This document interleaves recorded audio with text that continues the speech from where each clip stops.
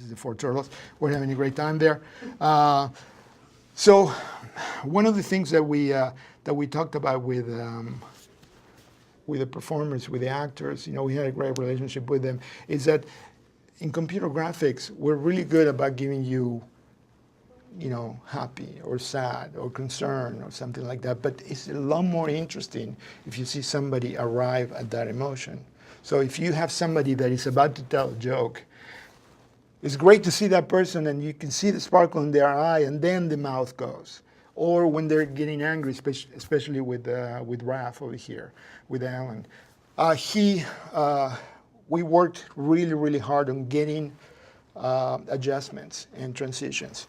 And so, for instance, you can see that the adjustment right there was translated directly into this performance.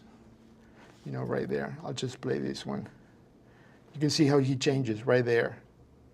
And that's where we were more interested, because then when we put it into the animation, then this is what happens.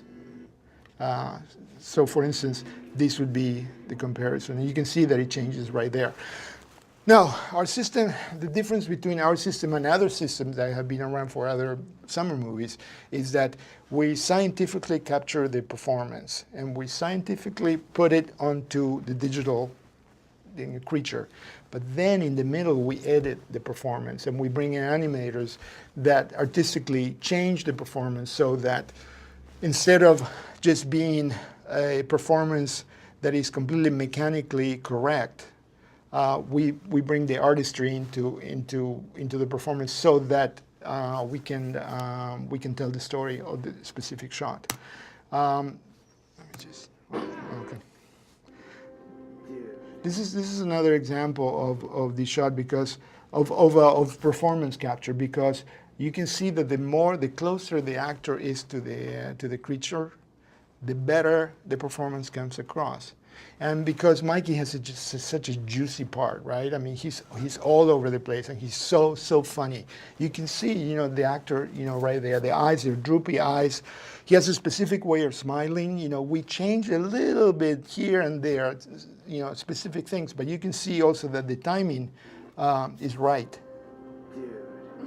So the actors make some choices right there that we capitalize on.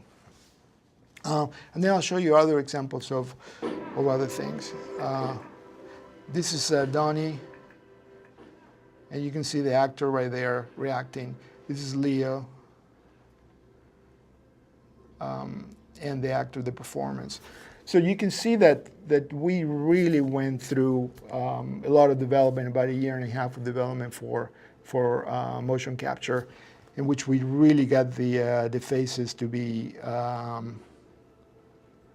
Like for instance, if you go over here, you would see his performance right here. It was a lot of fun, but it's a really difficult thing. I mean, like I said, I was working on this for about 3 years. This is also another example of a good performance.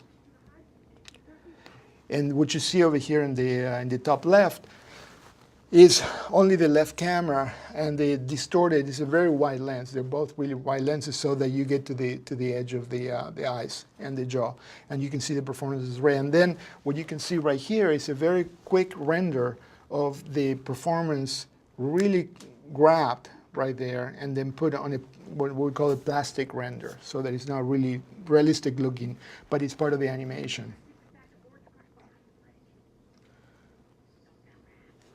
And this is the actual performance. I got a secret batch of orange crush behind the fridge.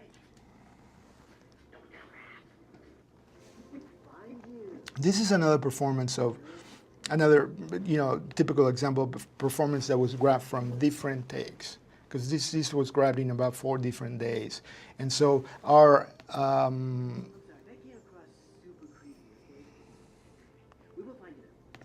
So I think. Oh, sorry. Oops. Let me just go back there. I think one of the things that one of the reasons why we had to go with this kind of software is we knew throughout the movie that was going to be a melange of different performances. So this is a specific shot in which, see, this is the performance from the set,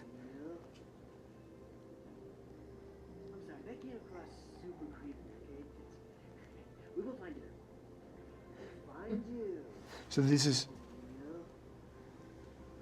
They wore armbands to identify themselves, I guess. yes, they did, because it's really difficult to know which one is which. Sure. So for all the technicians, there's 500 people on the set or something like that, and you'll see what more or less what the set looks like. See right there. You only see this is taken from a witness camera, right? That captures the body motion. So we had again two different captures. One is the body, and the other one is the face. And you can see the other two actors right here.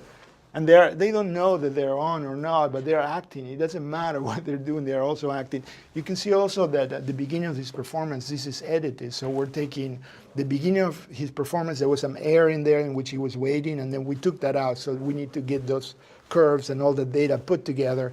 And then, okay, thanks. Here.